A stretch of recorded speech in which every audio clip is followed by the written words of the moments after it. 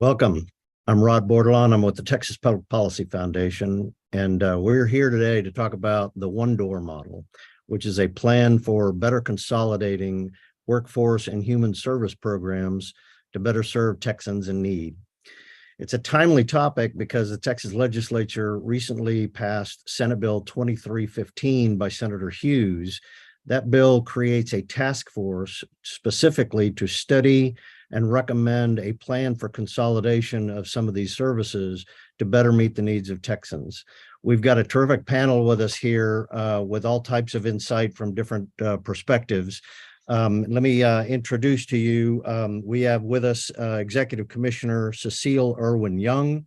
Commissioner Young was appointed Executive Commissioner of the Texas Health and Human Services Commission by Texas Governor Greg Abbott, taking leadership of the state's largest agency on August 14 of 2020.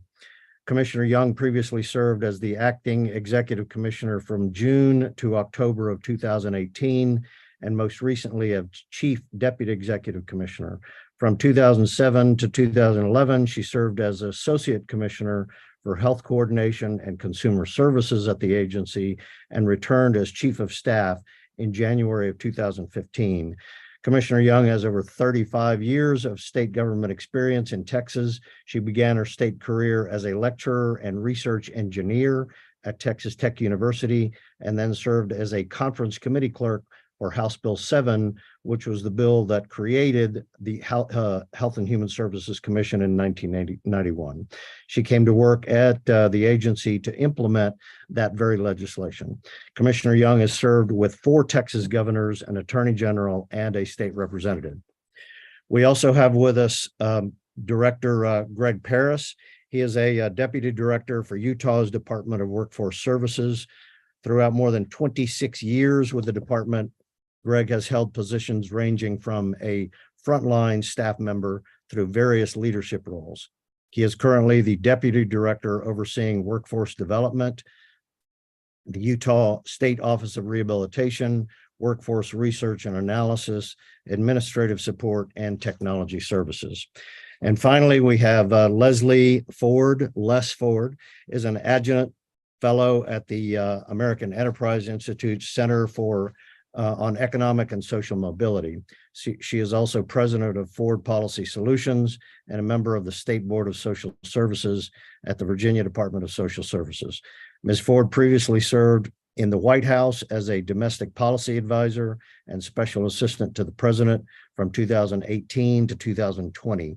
During that time, she worked on the development of the Trump administration's welfare and anti-poverty strategic agenda and on reforms to U.S. social safety net programs.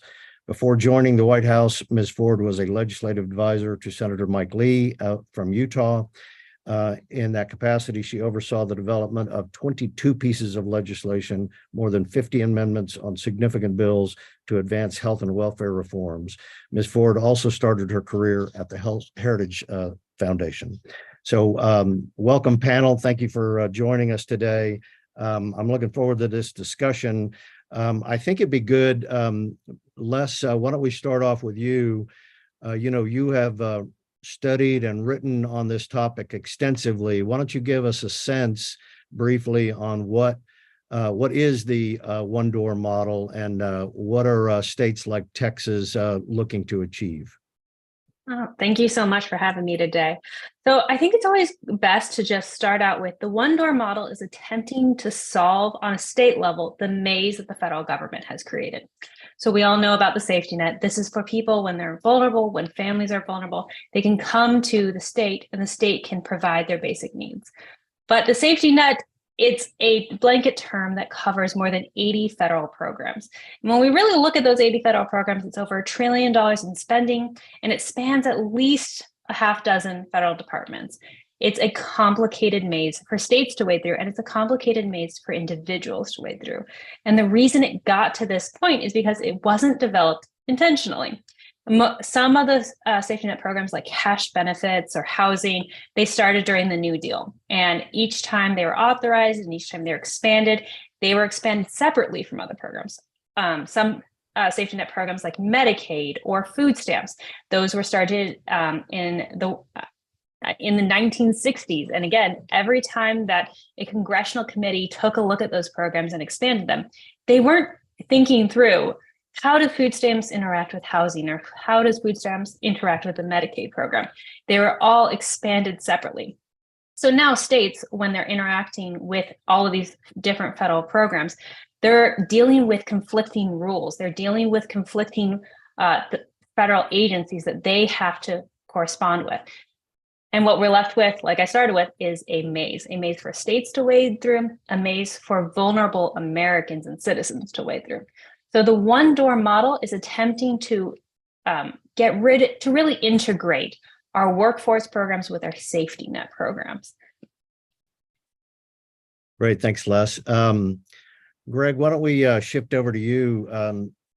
You in Utah have been the only state that's been able to consolidate some of these services. Why don't you tell us a little bit about, in your experience and knowledge, what Utah was trying to achieve and how you got there? Thanks for having me, Rod. First, I need to step back and say we in Utah don't refer to it as one door. It's just an integrated model that we serve families and citizens of our state. And if we're doing it right, our staff don't worry about programs, they worry about the person in front of them. In 1996, our legislature commissioned a work group to figure out there's got to be a better way to serve citizens of the state rather than sending them to multiple places to tell the same story multiple times. Out of that work group, the Department of Workforce Services was officially launched on July 1, 1997. It combined what we would have traditionally referred to as less referred to as the safety net programs, or historically the welfare programs, the job training programs, job service, the unemployment insurance program, TANF, Medicaid, SNAP, child care funding. We have since over the years added additional entities that brought their funding with them, such as in our state, we call it the Utah State Office of Rehabilitation, which would have brought two primary funding sources, such as the vocational rehabilitation funding source, as well as the Social Security Administration through disability determination. We also brought another entity in that brought with it a number of housing and community development funding sources. That's to say that those are our public-facing entities, but in order to deliver those services, we've also had to grow our infrastructure, our back end. We have a self-contained model for finance, for facility management, for communications. We have in-house legal support. We have information security, which, as you know, over the years has become a tremendously advanced and highly complex entity. Rod, as you mentioned, Utah was fortunate enough to grandfather its single state status in prior to the development of the WIA, which then gave way to the Workforce Innovation and Opportunity Act, WIOA, as we know it. We benefit from having in-house computer systems that are all linked. So when we talk about that one door or that integrated model, our computer systems, whether it be for unemployment insurance or the safety net programs, or for vocational rehabilitation, or for job search, or for the case management portion associated with job training programs, those systems all talk to each other through secure interfaces, so that if somebody tells a job training counselor that they have employment, the applicable systems will know about it without that person having to tell their story or go into another building or fill out a different form. Through these various conversations, such as the one we're having today, I guess I'm a little desensitized to it. I'm told often I don't know how good I have it or that I'm spoiled, but I don't know what I don't know. And I've been operating in this world now since 1997. I was with one of the former agencies that was merged into this great being that I am fortunate enough to be a part of. We have one call center system. We have one, or those computer systems are integrated, but equally important, if not more important, we have one administration. We have one executive director. I report to that executive director. That executive director has a direct line. They report to the governor. So all of these funding sources, all of this programmatic delivery, being a single state, we don't have the challenges that many are faced with when having multiple local boards, for example. So our executive director is able to work with our division leadership to make changes, to assess policies and deploy them in a rapid fashion that best serve and meet the needs of citizens of our state. Thank you, Greg. Commissioner, let me shift over to you. Texas, we're a proud state. We're a very large state. You, as I mentioned in the intro, lead the largest state agency. I would imagine they're therefore one of the largest government agencies in the entire country, if not the world, with a huge population of recipients across the spectrum of human services. So first of all, thank you for your service. And give us a sense of the scope and some of the challenges. You're going to be the bill recommends that that staff from both your agency as well as the Workforce Commission provide advice and counsel to the task force. So give us a sense of some of the scope and challenges of delivering the care to the population that you service, and what you would be advising the task force with respect to those challenges. Certainly. Thank you so very much for having me. I really appreciate this. I'm in my third year in this role, and I've served the agency, as you mentioned, in various capacities going all the way back to 1991. And I was in Governor Bush's office when welfare reform happened.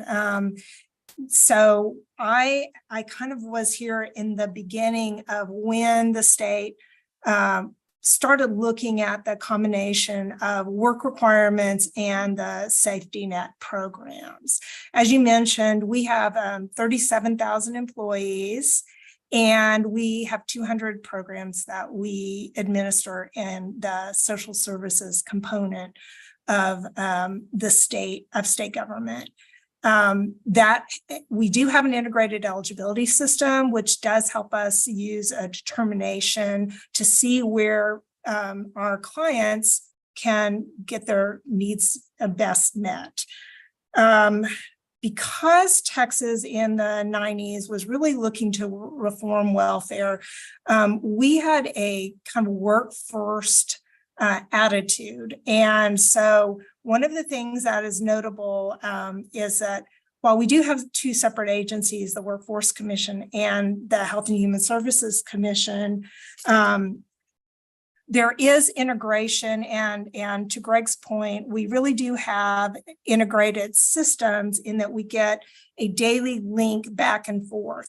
So in Texas, if you are an able-bodied citizen with no dependents, you have a work requirement if you're going to receive SNAP, which previously people thought of as food stamps, or TANF, which people previously thought of as welfare. And so that work requirement, we again have a daily interaction between the Workforce Commission and the Health and Human Services Commission. So if you are supposed to be getting a job or taking work training, we get a feed, and if you are not doing those activities, you cannot continue to receive either SNAP or TANF.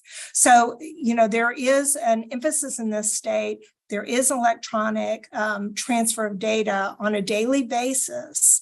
But again, I am not, as I mentioned earlier, I'm not the expert on the workforce. So they do career counseling, training, childcare, transportation. That is not really the portion that we do.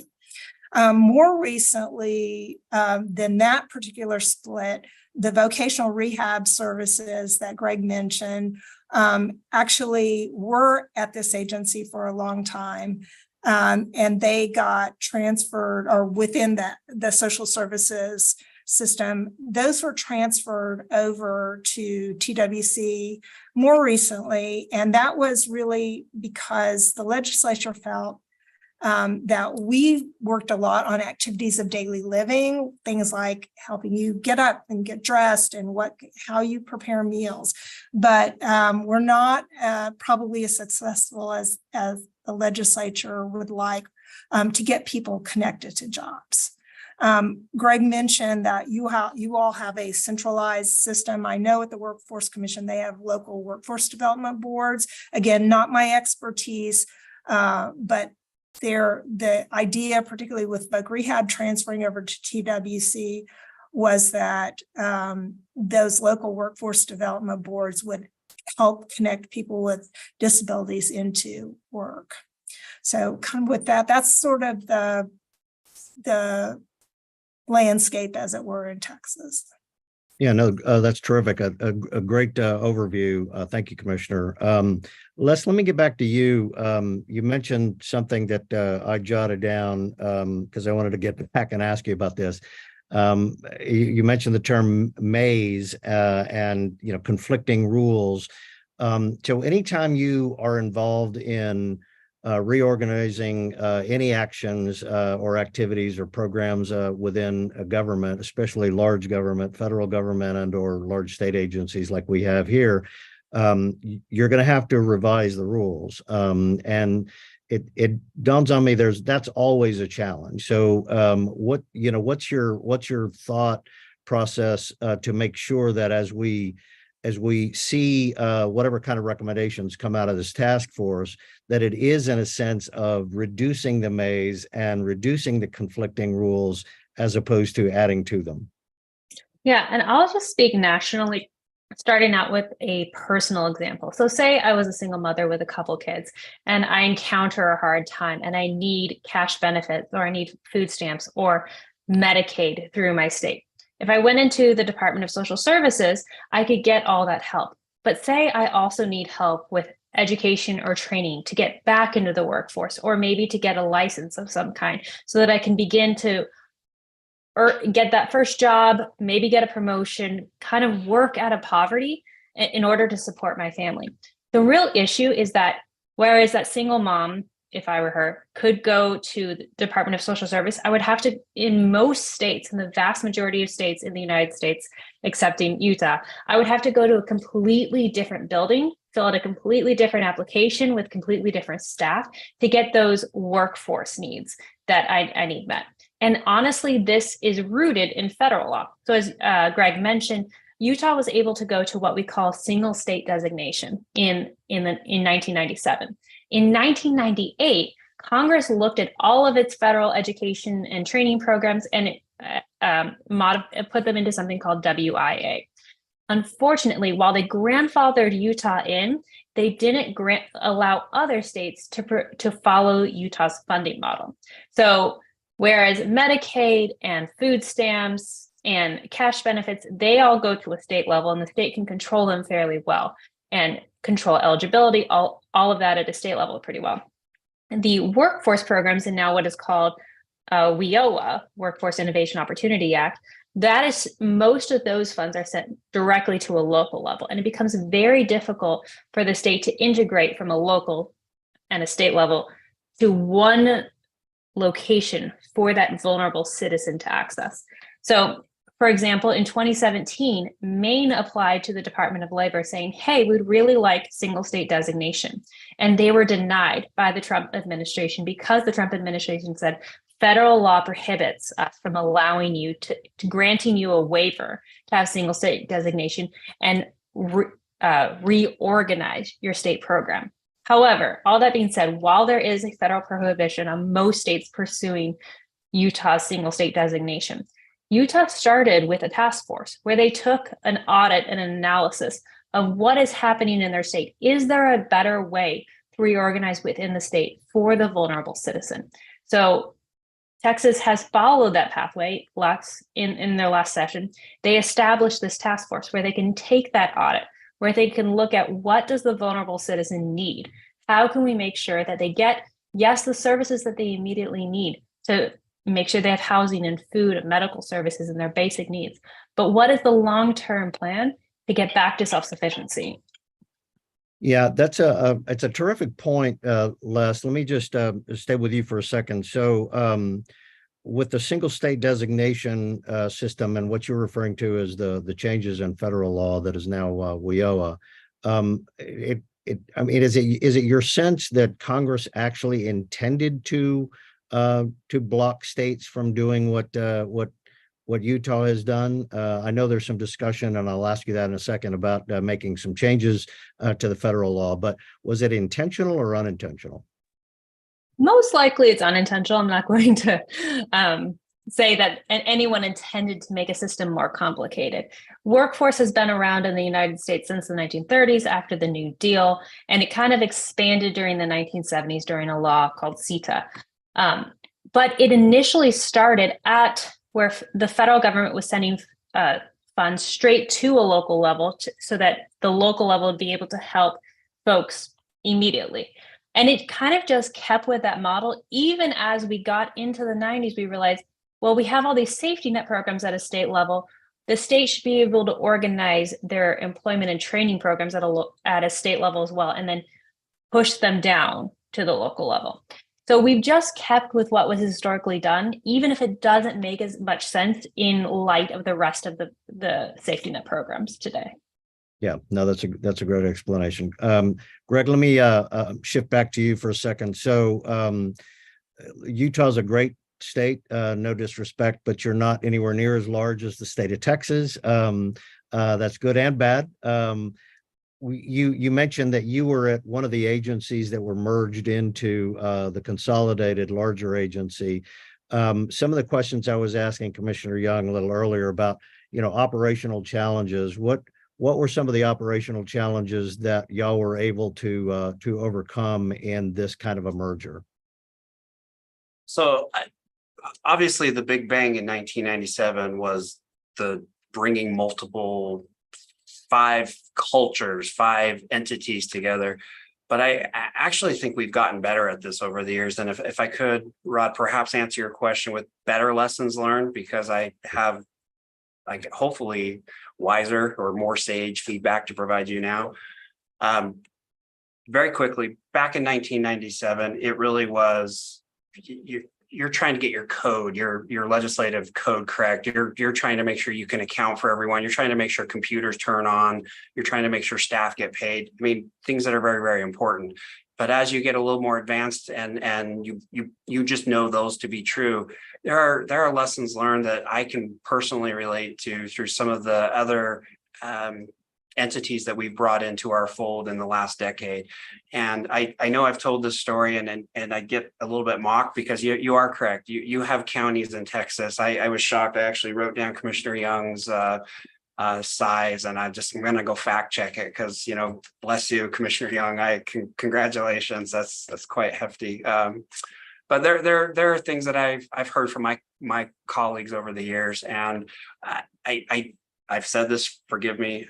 Things like blue pens and black pens. What color ink are you going to make us default to? Are you going to make us call them clients or customers or participants or recipients?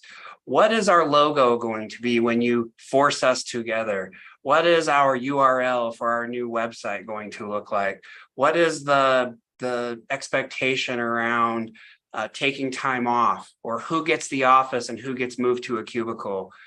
Those might sound small, but I promise you, if you can't address those, you can't put the constituent, client, participant, recipient, whatever you want to call them in your great state. You can't put that person at the center of service delivery and focus on that unless you've captured the hearts and minds of your staff. That's who you also have to have in this equation. We are advanced enough in our model where we can get past those things pretty quickly. If you really don't care, then don't care. That's my advice. If you don't care about blue ink or black ink, then just announce that right up front. We don't care. You can have whatever color you want. In our state, we actually use both for different purposes, for different signature requirements, for different imaging software. Purple, green, orange, red, probably not so much. We might, and that's just a technological thing, not a preference thing. So when you talk about lessons learned, I I guess my advice would be you have to keep staff in the forefront as well. I know that the legislation, I mean, Les had a perfect example about us. It's not a hypothetical, it's a realistic model of a single parent taking two kids through the bus system and going to location A and applying for certain things, and then having to get back on that bus route and go to location B. Even if you don't integrate, at worst, you can consider baby steps and look at co-location so that there's only one bus stop.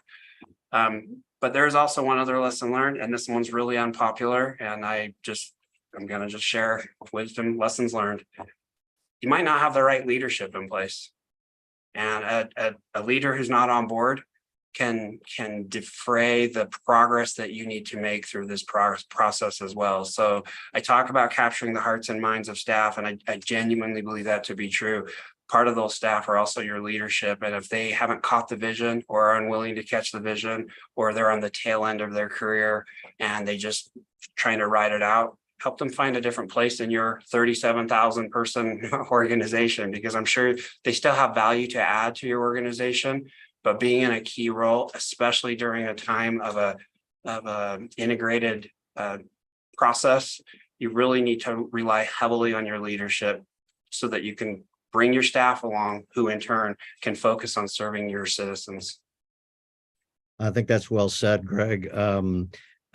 Commissioner, I'm going to shift back over to you. I don't think that's a challenge met from Greg, but clearly you're in a leadership position, and I'm not going to put you on the spot and ask you what your recommendations would be, because the task force hasn't even been appointed yet. But one of the things I wanted to ask as we're running out of time is, you mentioned that you already have some integrated services within your systems anyway, that you can link up with the Texas Workforce Commission for certain purposes, certainly to ensure that your applicants are meeting their criteria. But it sounds like if you already have a connection there, there's an opportunity. I'm not an IT expert, but there's an opportunity for a greater, maybe more interactive crosswalk there between the two agencies. Is that something that you're going to lay out a little bit? And then specifically within mind of the example that Les laid out and Greg expanded on, which you take it in a personal sense of an individual coming to your agency and may need services beyond what y'all can perform, and how can we best meet the needs of that individual without having to just send them to another agency? Absolutely. I do want to touch on something else Greg said that I think is very important. It is absolutely true when you make fairly significant structural changes that you have to bring your staff along.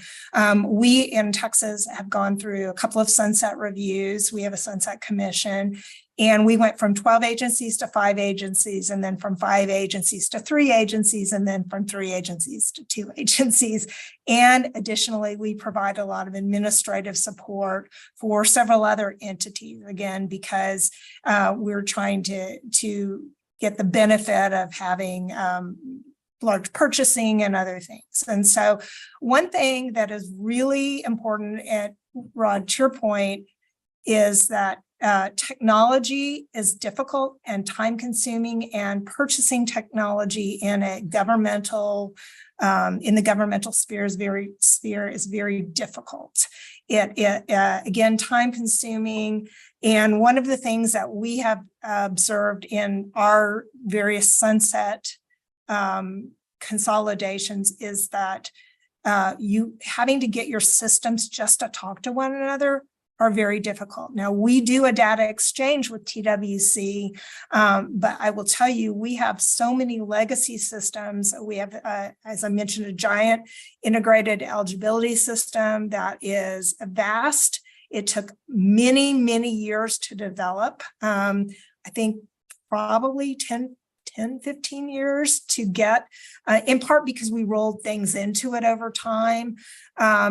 As you know, almost anything we do that involves federal programs has to get federal approval, which again is, when Les was talking about things growing up in silos, it's absolutely true. There are a lot of federal restrictions about data sharing.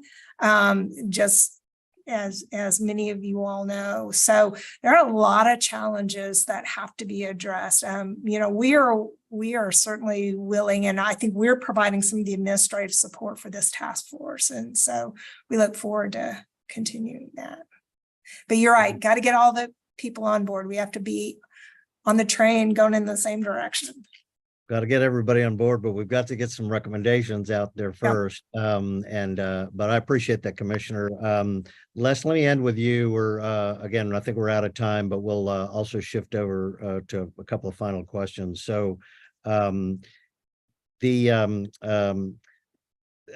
idea of coming up with recommendations under current federal law is a little bit difficult. So it would seem to me that the task force would be looking at what we can do in Texas under current law, but also, and I think the bill specifically mentions, look at a plan for some form of consolidation, anticipating some changes to federal law.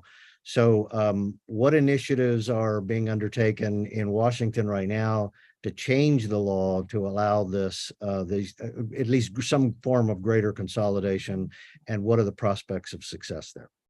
Yeah, so Texas, alongside creating a task force, also passed a resolution calling on Congress to grant them this flexibility. Again, it's not to say that if a state is granted flexibility under the Workforce Innovation Opportunity Act, WIOA, that they'd immediately shift to a one department model like Utah has.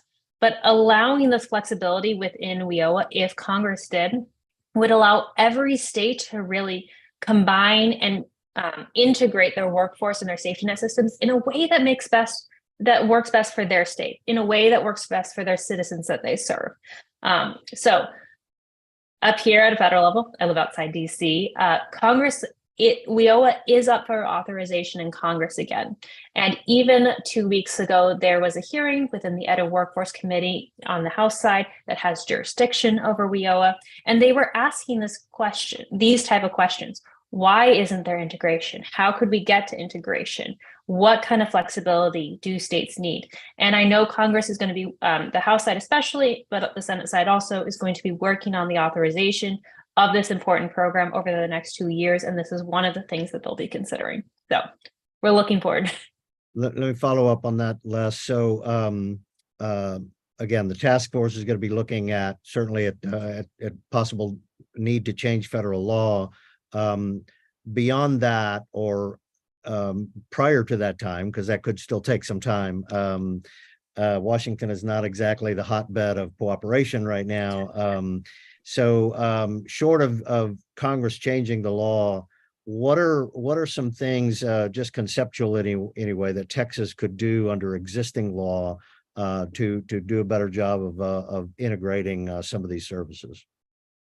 I'm going to piggyback on the commissioner's point, which is technology. So when an individual, say that single mother, approaches safety net services, they should only fill out an application once, whether it's for safety net services or workforce services or anything else they might need. They shouldn't fill out a 15-page application form that asks them the same questions again and again and again.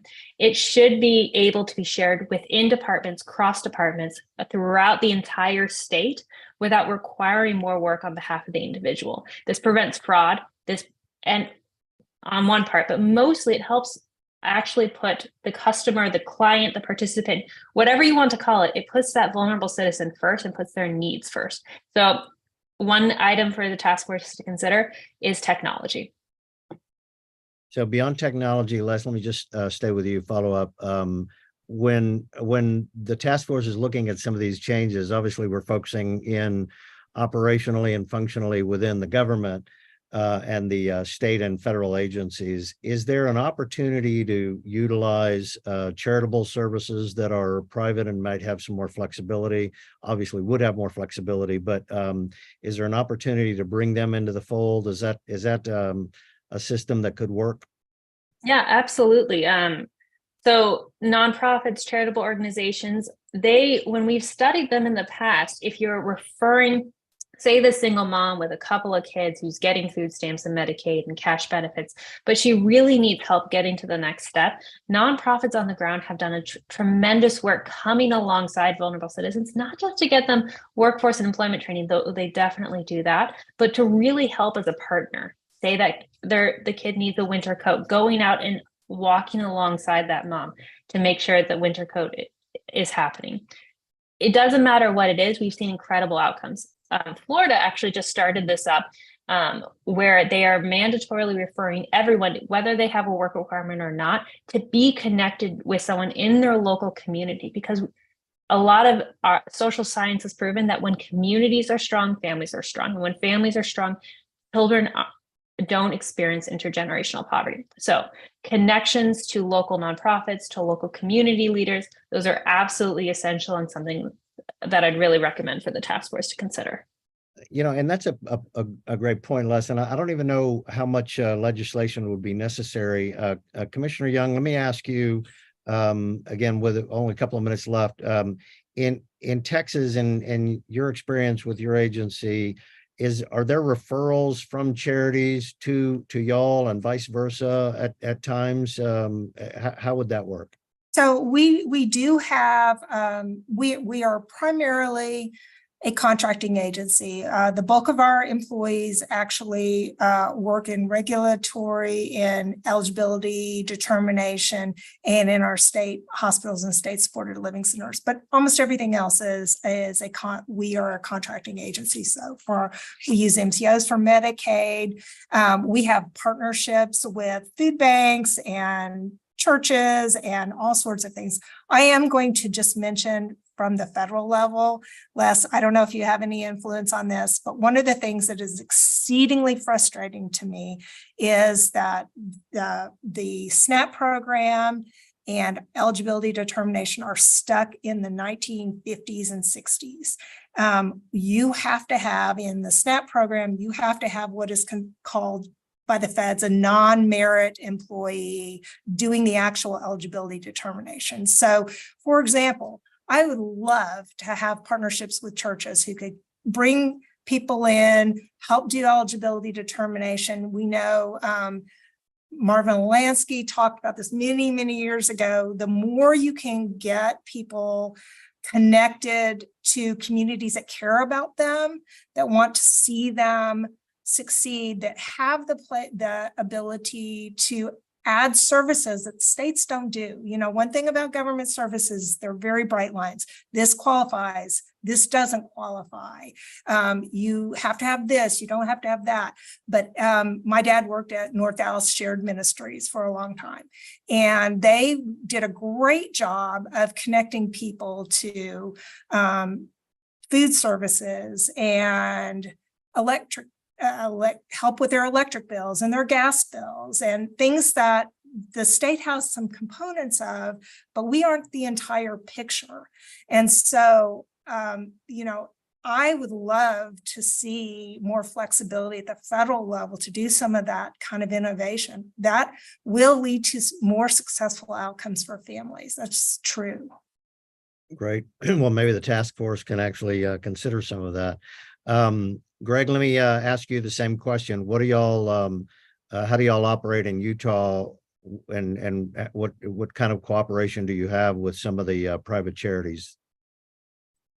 I don't think government can solve all problems. I think you have to.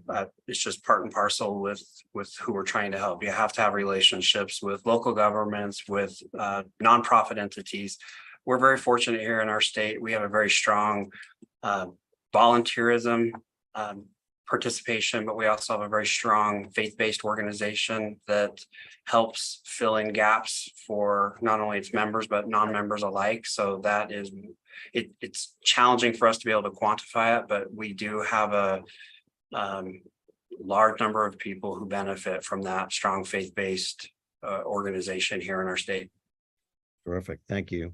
Well, panel, I think we're out of time. I want to thank everybody for joining us today.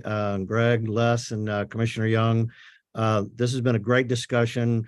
A lot more work to be done, a lot more details. Obviously, looking forward to the task force and hopefully y'all's participation. I know Commissioner Young, you're going to be having to participate, but Les and Greg, hopefully we can pull y'all in as well. The more ideas, the better. And I look forward to a better system, looking forward to providing better services for Texans. Thank you again for joining us. Thanks, everyone.